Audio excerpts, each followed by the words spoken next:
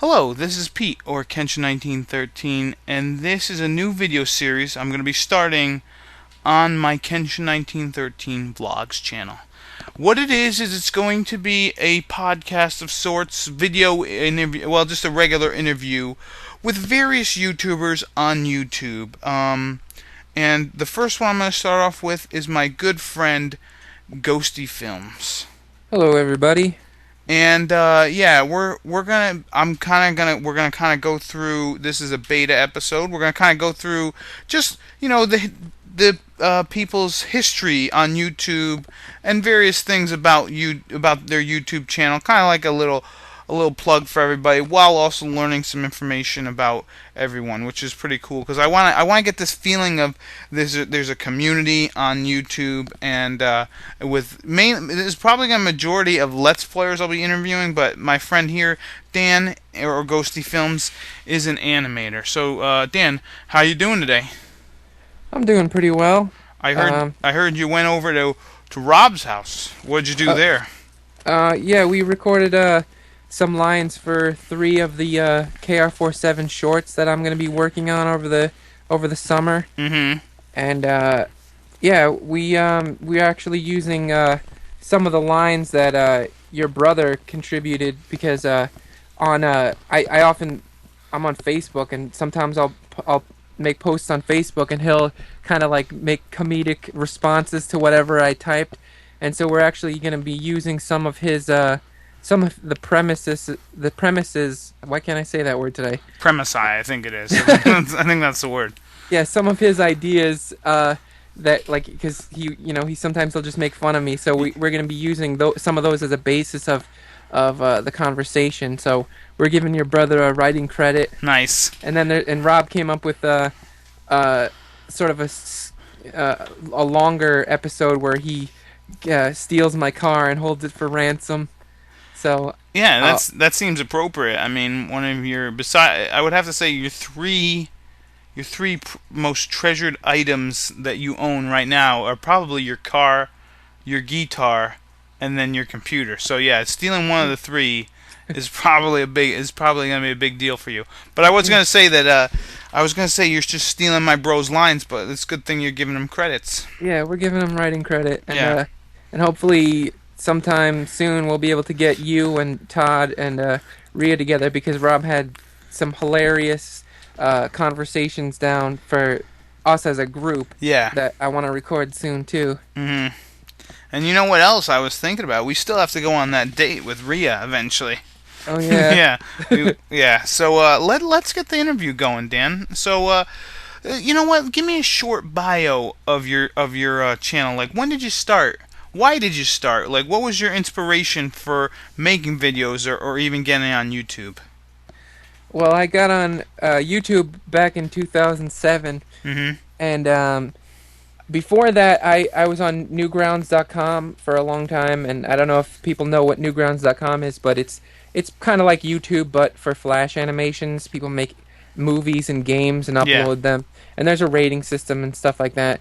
But I was on Newgrounds for a long time, and I was making cartoons, and I kind of wanted to branch out and try to broaden my audience. So I started up a YouTube account, and at the time, like, I was trying to develop, like, we were starting sort of KR47 was getting a little bit more more involved, and we were expanding in that Mhm. sense, and I wanted to use YouTube to promote that. Yeah. And after a while, I got partnered, and originally my channel was just for I just wanted it to be for animation, but and maybe some music and stuff. But when I got partnered with Full Screen, they require you to do 2 movies every month. So I've been doing things like podcasts, and I've been doing some hiking videos, because I can make those much more easily than I can, with animations, because Yeah. animations just generally take longer. But Mm. so yeah, podcasts and hiking videos, and maybe I'll do some other things in the future if I can think of some good ideas. Mhm. So your channel, your channel started off mainly as a animation channel, right? And you made animations like well, KR47 for people who don't know. Dan and myself and a few of our friends are actually in a comedy group that we call KR47, which stands for King Rob 47. And it started out because Dan and our friend Rob, they used to work together and they would have pretty hilarious conversations. So they decided to record them, and Dan animated them. And then Yeah. we kind of have gotten a little bigger by getting me involved. We made a couple live action movies, and what else did we do? We did live action skits where we would a lot of things called desperate dates and stuff like that. Very easy things, and they're pretty funny. So we did that, but Dan was like the originator in the fact that he would start. We would all do these animations, and like he would animate like Robin, Dan, or yeah, Robin himself, and their conversations that they had at work, which was pretty cool. Yeah, Um, it kind of started out where like I was trying to do these larger movies that were animated, and I feel like when you put content on YouTube, it's gets forgotten so easily. Like there's just so much out there. It's almost like it just gets like a grain of sand just getting washed up on the beach by other people's content. So I was trying to come up with a series, like short series that were easy to make, and I was working with this other guy named Carl McCord for a while, but he moved to Georgia, and I wasn't really able to work with him as readily. And then and then after that, they started putting me back in the stock room and working with Rob, mhm. and I'd come in there, and Rob would just like bust my balls and just make fun of me, and like and like people would just be laughing, and I was like, wow, this is like people really enjoy Rob's style. I mean, it's not that I couldn't appreciate it myself, because I could. Like Rob is one of the funniest people I know, Yeah, he is but like hilarious. but it was like, you know what, I can be the butt of a joke for comedy's sake. And so I started writing down some of the conversations that we had that I thought were funny, and I asked Rob if I could make them into cartoons. And like Rob, when we worked there, he would he'd sign all the company documents, KR47, Mhm. King Rob 47, and I thought that was funny because like even on his book reviews, he just signed KR47. So I was like, well, you know what, that sounds like a good title for the series. Yeah. And then we kind of expanded from there. Yeah, we made a couple, like I said, live action movies and stuff like that. But Dan, you're not, your animations just aren't KR47.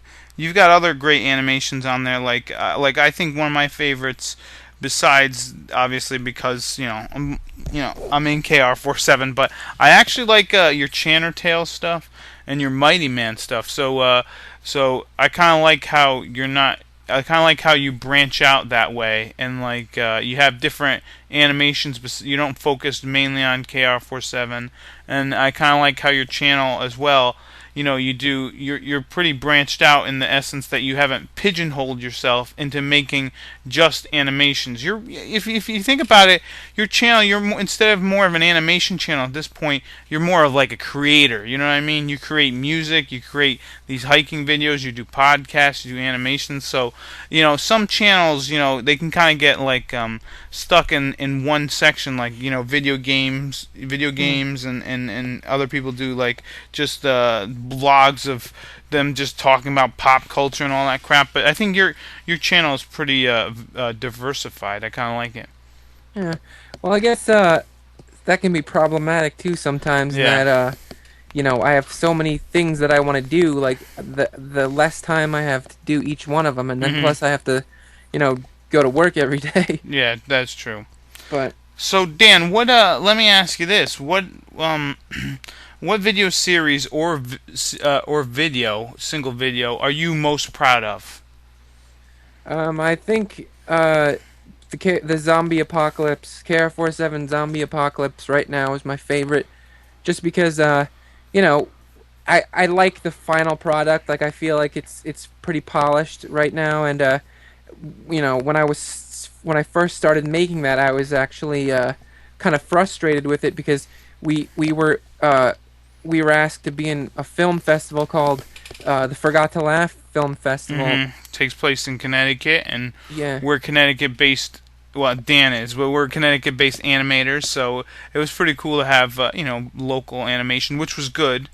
But Yeah. what ended up happening, Dan? A lot of bad things, huh? Well, the first time I finished the cartoon, um, the my roommate Brian was, I guess he had some kind of power issue, and he shut off the power, and my computer just went blank, and for some reason, the all the stuff that I had saved was on this one drive, and and for some reason I wasn't able to, like, my I think my power supply at the time just failed, Yeah. and so I took my drive down to Brian to see if he could get the animation off of it, and this was like 2 or 3 days before the film festival was, we were like, the deadline was gonna be, Yeah.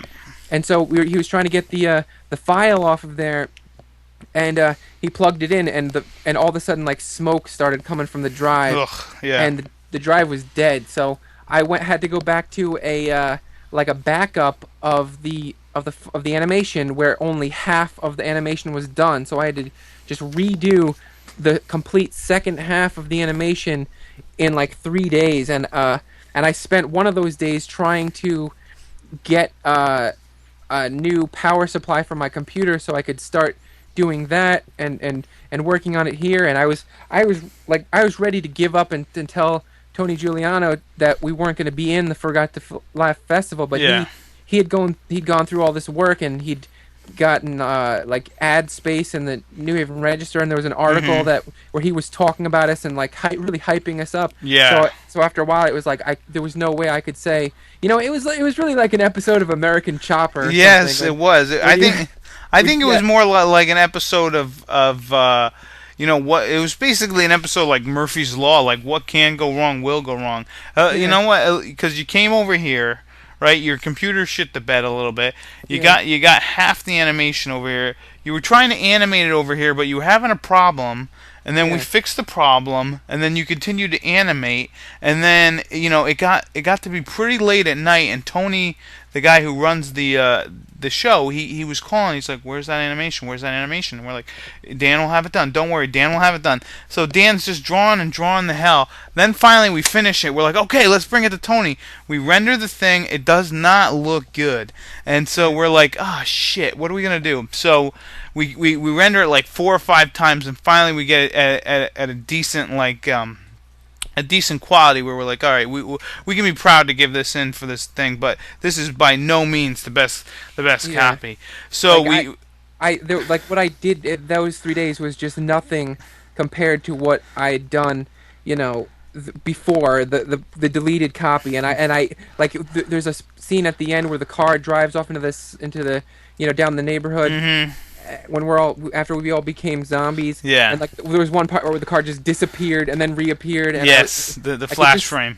it was just really an ugly copy of it. But I think I have to consider that my one of my favorites now, because I had like time to go back and fix everything up, hmm and even when I uploaded it to YouTube the first time, it was very laggy. And what I ended up doing was I went into Flash, and I divided the pieces up into smaller pieces, and then I rendered them in Windows Movie Maker, so that I could put them all together in like smaller resolution, I guess. So hmm the copy that's up there now doesn't lag as much as I did, and as it did before. And I'm really glad that I was able to turn such a disaster into something that actually looks good. Yeah, and I like it too, because I think it's probably one of your better ones too, because it feels more action oriented. Like,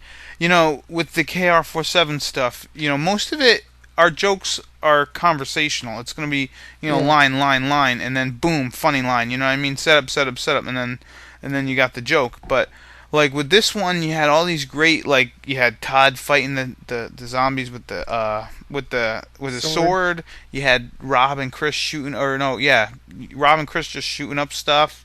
You had a lot of good action going on in that one, and I think that's probably the reason why I would say it's one of your better ones too, because, like, action. I don't know. It just seems like action with animation just seems like it really, like, gets people's attention. You know what I mean? Yeah. And like one of the things, like in previous Forgot to Laugh years when we just submitted the conversational ones. It seemed a little strange to me because like all the other movies had music and they were like all this craziness going on, and then you'd have our dialogue based cartoon, and Uh it huh. just seemed like the amount of silence and it almost seemed like the conversation broke up the flow, and so I was trying to make that episode more more appropriate to that event. Hmm. And Well, I was gonna say, well, there were a couple of them back in the day where they were just damn funny, and like even though you had the silence, with the Yeah, conversation, like at the end of the thing when the punchline came, boom, people were laughing. Although that wasn't really our crowd, you know what I mean? yeah. So Dan, just continuing with that line, what video or video series are you least proud of and think you could have improved on? Now looking back, I mean, granted, hindsight is 2020, like but like looking back, you're like, oh, man, I could have done something a little different there. Um, What videos do you think? Anything that kind of sticks out? well, some of my guitar videos definitely there's one like an early video that I did called Breakout, which is one of my like older songs, and like I just look really goofy in it, Yeah. and it sounds kind of less polished. Like a lot of my the songs that I've written, I tend to throw a lot of them away because like after as I mature and become better at doing that, I look back at my old stuff and it's like, wow, look how unsophisticated and sloppy I was. And like that song, actually, I'm not even sure if I deleted it. I think I might have deleted a couple of those older songs just because they didn't hold up to, my new old standards as an old fogey. Yeah, yeah, yeah. Sometimes when you just look at yourself while you're on your webcam and you're like, man, I look goofy. What the hell? Yeah. You're like, this is embarrassing. Yeah, I think another series that I am kind of have problems with was Mighty Man, in that like one of the characters was called Animan, Yeah. and when I was younger, like I didn't really like anime. Like I felt like some of the anime style, although the artwork is very good, and because the artwork tends to be of better quality, it's hard to animate all that detail. So a lot the animation in anime a lot of the time is it's not very complex. Like they animate it at a very slow frame rate, and Hmm. there's not a lot of movement. And I used to feel like that like when I was younger, I kind of felt like that was like I was much snobbier and like had my head up my butt a little too far when I was younger. And I used to really dislike anime, and like I made that character kind of as a jab at anime, and like when I think about it, I feel like it was a poor choice because not only did people not agree with me or get what I was hinting at, but it's almost like a character that does it's almost like a nonsensical character. Like he has the powers of a Japanese anime character. Yeah. Like to me that kind of makes that movie a little, it makes me feel kind of ambivalent about it. Like it's a little frustrating. Like I should have just made a more interesting character, and then I probably would have been able to use that character without having to explain his his powers, because like you really need to explain what exactly he does. Hmm. And But when you find out exactly what he does, you're like, man, those powers could be used for a lot of things. Because, he would yeah, just go into little girly mode, or he'd be jumping around and be like, man, those could be used for so many things. Because even though, like, you might not be like, what the hell could you use those powers for? Distraction. yeah. 100%. You distract some guy on this side, and then you had that speedy guy just steal shit, so. Yeah, I But like that fight scene though. Like I think that was one of the more interesting fight scenes I've done. yeah, I think that was pretty good. But then again, Dan, I mean, you always gotta look back on it like, I'm learning. I was learning. This whole thing is like a sort of a learning process. Yeah, As you make more and more videos or animations or whatever, you're getting better at them every single time you make something new. You know what I mean?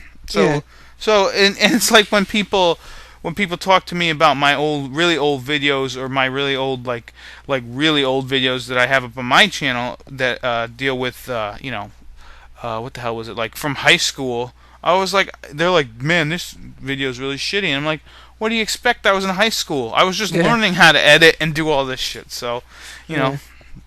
So Dan, let me ask you, what are your goals for your channel, and what do you hope to achieve with your channel? I mean, you already have, as you mentioned before, you have a partnership through Full Screen, right? And you're Yeah. technically getting paid through Full Screen via YouTube channel. But what do you think your goals are? Like, do you have any, like? Is it like a subscriber count, or what are you thinking? Um, yeah, I'm not really sure.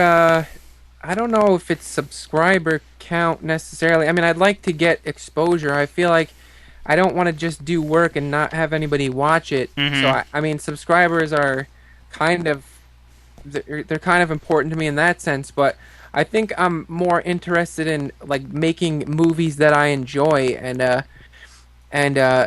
right now um I have quite a few different projects. Like I think my life's goal is to support myself through artistic uh, projects and that sort of thing. Mm-hmm. And if YouTube helps me do that, then great. But I'm trying. I want to experiment with various Indiegogo projects. Like Yeah. right now, I'm doing an Indiegogo video where I'm trying. I want to get like some support for this science fiction um, series. It might turn out to be a movie, but I think it's probably going to be like various series that can string together, and maybe I'll be able to put it together into a movie and put it in like a film festival or something in the future. But the one I'm working on now is it's basically it's I don't even know if I want to explain too much because I want it to be sort of shrouded in mystery, but Yeah. Yeah. Yeah. I will say that it involves a cyborg on an alien planet, and um, it's sort of H.R. Geiger inspired because I really like the Aliens Mm-hmm. uh, series, like the movies, and I like the art. I want the art to be creepy in that sense, but it's going to have its own goal and its own style. So that's one goal. Another goal is that I would like to expand KR47 Yeah. more and do some shorts. And we're constantly talking about we have a couple of different movie ideas. Yeah, and Uh, we got ideas for trying to get on our public access oh in yeah, Connecticut, which would be pretty cool. yeah. I'm planning on cleaning up some of the older episodes and putting them on putting them together into like a 20. We need to make it 26 minutes, Mhm. a 26 minute episode. Like we're gonna try to come up with a couple of those, but also I don't know if this really is part of your question, but I want to do some like KR47 classic stories where you guys tell some stories that we can put on our public access TV show. Yeah, that would be cool. I'd like to do that.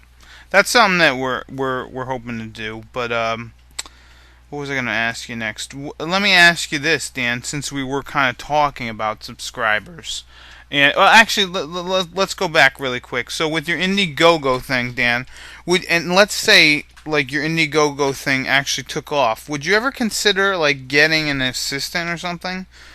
Like, Hell cause yeah. I know there's a lot of people out there that are very good with flash animation, and the thing is, you got so many idea people out there. You don't really have like you don't have sometimes the idea people, they're just not like the people who get behind their ideas. Like, they'll come up with ideas all day, but they'll never like put in the effort to Yeah. like get their ideas to flourish. You know what I mean? And that Right. kind of stinks. Like, I know you're just like a one man animator, but if I'm sure if you had like an assistant, that would be awesome.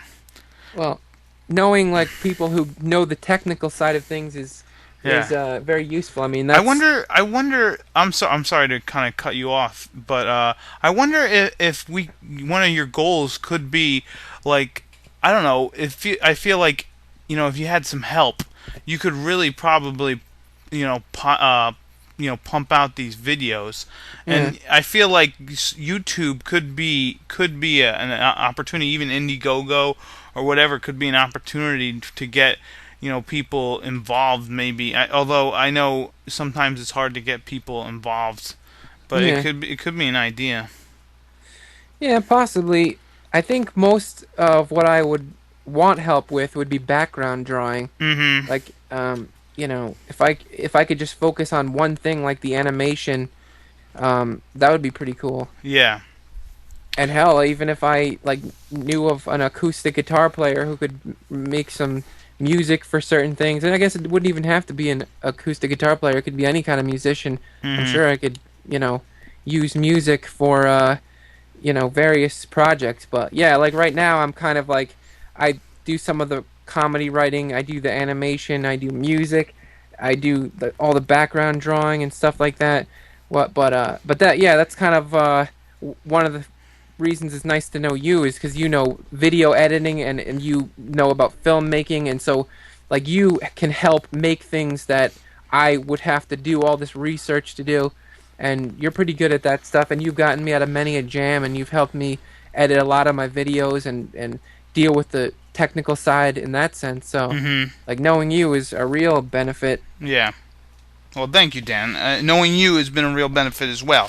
Thank you. But let's go back to subscribers as we were discussing just a few moments ago.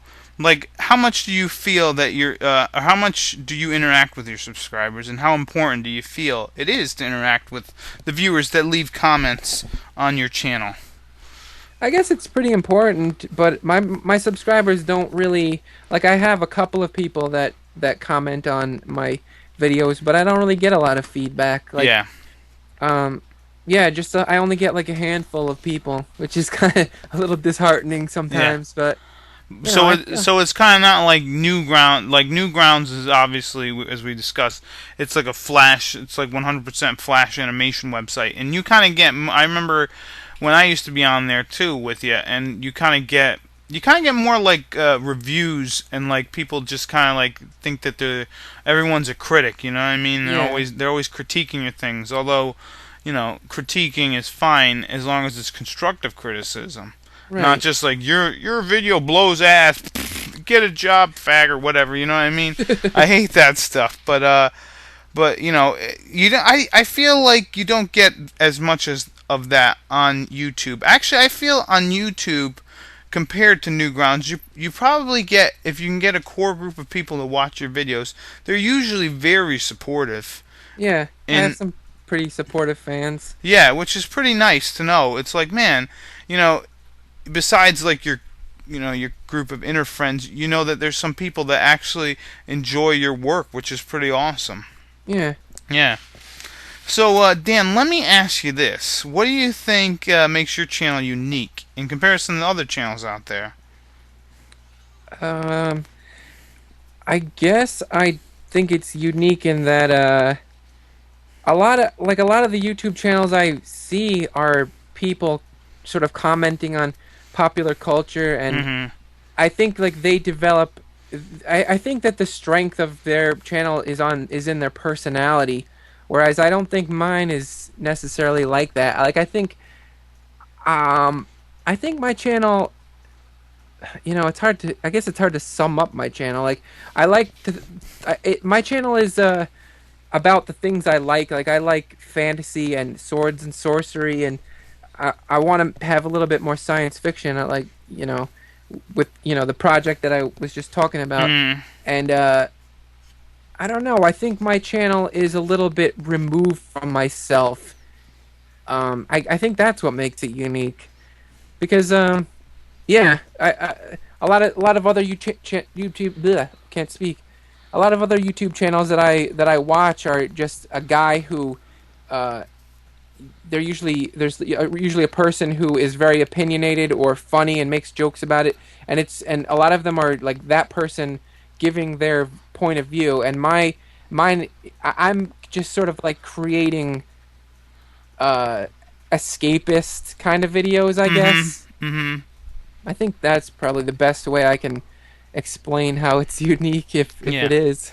If I had to say something about your channel being unique, I'd have to go with like because I don't know. I haven't really like scoured the internet for animations and stuff, but I think the fact that you're doing animations that aren't based in pop culture in the essence that like you can go on YouTube and look up thousands of animations on like video games, like people always doing video game animations, and video game or animations of like various things in pop culture, this, that, and the other.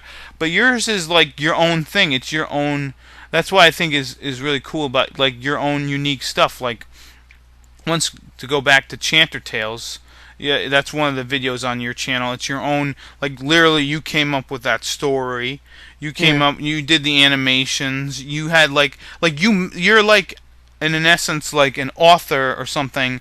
In the essence that you made up this whole universe with these characters and all this stuff. You know what I mean? And I think that that is kind of what makes you unique because other animation channels sometimes just glob on to already existing things in the essence that you literally came up with your own thing, and it's like no one else is doing this, which is kind of one of the things too, which is kind of bad about your channel. If I had to say one little bad thing, was that like no one knows of this stuff, so they can't really search for it. That's one thing that I always found like it kind of sucks for your channel. Is like, man, I wish more people like knew about your stuff or like were like searching up your stuff. You know what I Yeah. mean? I'm glad you said that, Pete, because I feel like when you answered that question, your answer was much better than mine. Oh, oh well. But Sometimes I do that. but you know what? That's one of the that's one of the problems that I had with Newgrounds is like a lot of the cartoons that I'd see on Newgrounds were just people animating Mario and Luigi, and nobody. It seemed like people would rarely come up with their own original content, and I Mhm. like their own original characters and their own original stories, and I always thought that was important to me, and I wanted. I guess it's more interesting to me to create your own characters, and I feel like when you're writing a story about Mario or Luigi, like I don't know if those characters were meant to be in like a film. Like they were designed to jump over obstacles and rescue princesses without really. I don't know. Like it to me that like I don't really appreciate that sort of thing as much. But yeah, I've kind of lost my train of thought. Mhm. But Well. yeah, it's always been important to me to you know try and come up with my own stuff. And at a long time ago, I used to be frustrated by the fact that like movies with video game characters seem to be getting all this popularity when the person who made those movies didn't make Mario or Luigi. But I used to be frustrated by that a lot. But now I think, well, maybe it's just that those games are just so amazing that there's like even the crumbs that fall from the table of those games are fascinating. Yeah. And like I guess I've learned not to take it so personally or not to be like bitter and grumpy about it. But it's just more of an incentive to just try harder and do a better job, and maybe people will start to like my things. Maybe on the same level someday. Who knows? Maybe not. Yeah. So I'm gonna ask you one last question. Well, actually, I got two questions for you, Dan. All right. Uh, do you feel like you're part of a community on YouTube? Like, in the essence of, like, I know they're, like, obviously, with partner groups, they try to make their own community within that partner channel, but there's also, just like, very, like, one example is Let's Players. Like, they have their own little community, although I think it's very fractioned or not shattered in the essence that it's broken, but there's all these little cliques everywhere, and it's not really one giant group that like if some problem happened with Let's Players or something, you could all band together and then take the problem to the man or whatever. But do you think that do you feel like you're in a part of a community like a creators community on YouTube? Do you feel that way? I feel like I kind of have like one foot in the Let's Playing community, like you, Mhm. Steve, James, and Paul. like I talk to you guys sporadically on Skype, but I don't really feel like I'm part of a community in like the animation sense. Like I don't know another animator on YouTube. I don't really know any other musicians on YouTube or hikers or anything like that. So I kind of feel like I have, I kind of go in and out of the Let's Playing community, but yeah, it's that's pretty much as far the extent of my community involvement, I guess. Hmm.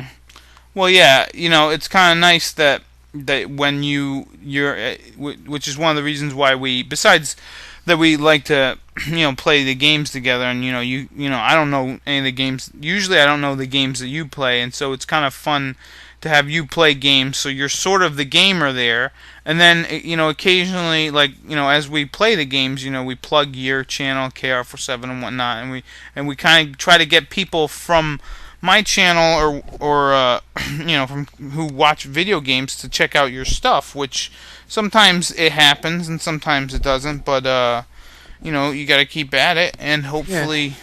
hopefully you get some more people to check out your stuff. But Yeah, well, doing Let's Plays is probably where I've gotten most of my subscribers. So in that sense, yeah, I guess I do feel some attachment to community because come to think of it, I just going being a guest on your channel has probably gotten me yeah, lots of maybe people yeah. lots of people know who you are through the Let's Plays that we do together, and even on T Stout's channel as well. But Yeah. so let me ask you one last question. This will probably be the final question for you, Dan, and it's basically a two-parter. It's you know, what what is there a hidden gem channel out there that you watch that you enjoy, and that like not a lot of people watch, and or what is your guilty pleasure on YouTube? Uh, What do you think, huh?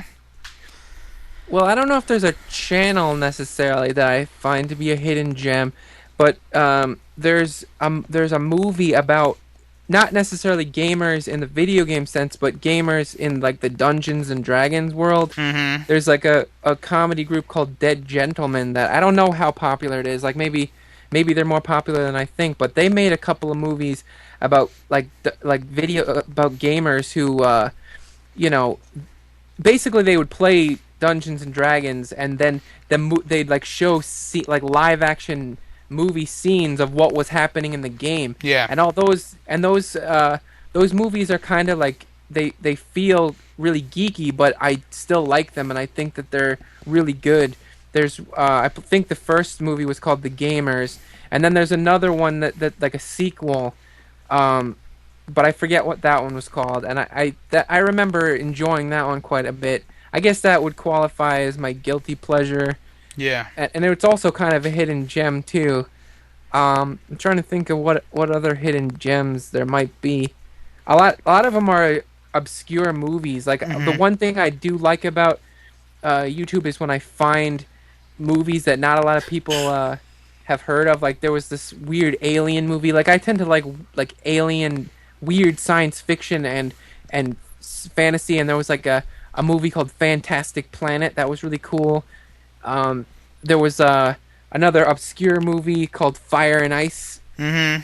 which was kind of cool. But yeah, you know what? Can I ask like your listeners something? Sure. Sure. Yeah, like I feel like if you know of a really cool science fiction or fantasy movie out there, or even an animator who makes a series, let me know about it because I'm always interested in finding things that are not easy to find. Well, I think a lot of people are interested in that as well. But yeah, Dan, thank you. I think this is it for the interview. I'd All like to right. thank you for being the first guest. Well, thanks for having me. Yeah, and if you like what you hear, check out Ghostyfilms. I'll have a link in the video description. So yeah, Dan, thanks. It's been a Yeah, pleasure. thanks for having me. All right, keep it real, sir. All right.